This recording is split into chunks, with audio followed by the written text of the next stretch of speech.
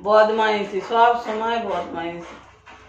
বিস্কুটটা রেখে আমি ক্যামেরাটা চালু করলাম।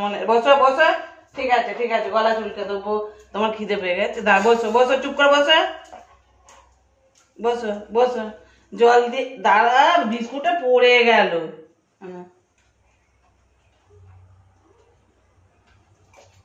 এই যে বাটিতে জল নিয়েছি, আর ধনুবাবু বিকু খাবে। আস্তে আস্তে খা, আস্তে আস্তে খা, না আস্তে আস্তে খা। বন্ধুদেরকে দেখাও, দেখিয়ে খাও, বন্ধুদেরকে দেখিয়ে খাও।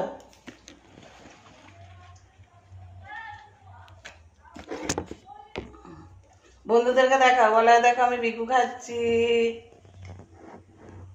বলে আমি বিকু খাচ্ছি গো। না ওরম করে দিই, তবু দেখা যাবে। জলে ভিজিয়ে দিলে ওর গলায় গলায় আটকে যাবে না। এরকম করে ছোঁড়ার দরকার নেই, পড়ে যাচ্ছে। কেন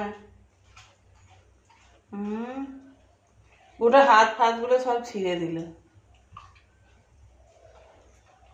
খাবার কথা যদি হয়েছে, আর যদি লেট হয়েছে, তোমরা তো দেখেছ। আর ভাতের যখন খিদে পাবে টাইমটা যত ঘড়ি, আমাদের ঘড়ি লাগে, ওর ঘড়ি লাগে না। সন্ধ্যে 6টা থেকে পিছু পিছু ঘুরবে, মোটামুটি যেই 6:45 বেজে যাবে আর সহ্য করতে পারবে না, তখন এবার চেঁচাবে, ওই রকম গায়ে উঠে পড়বে। এই যে এই যে হাতে জলটা খা, জলটা খা, একটুখানি জল, একটুখানি খেলে হবে না। না আর একটু খাও। ধনুবাবু জল খাচ্ছে, আর হবে না?